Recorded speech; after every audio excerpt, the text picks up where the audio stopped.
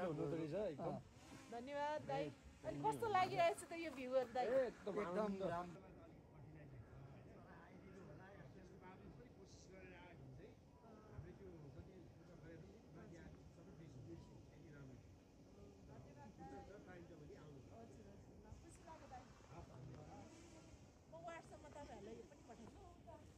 यस्तो गर्ने हैन दाइले बनाएर हाल यस्तोहरु गर्नु त्यो ड्रोन चाहिँ तपाईले नामले किन्नु पर्ने बुझ्नु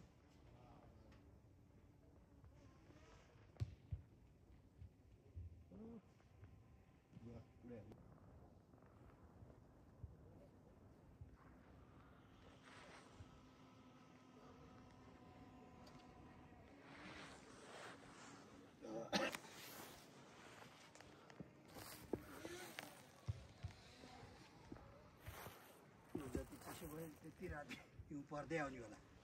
चिसोले अब राख्नु पर्ने चाहिँ फेरि हिँड्नु पनि अलिक चिसो भयो भने त यो डाँडा सबै भरिन्छ नि यहाँ सब भरिन्छ नि भरिन्छ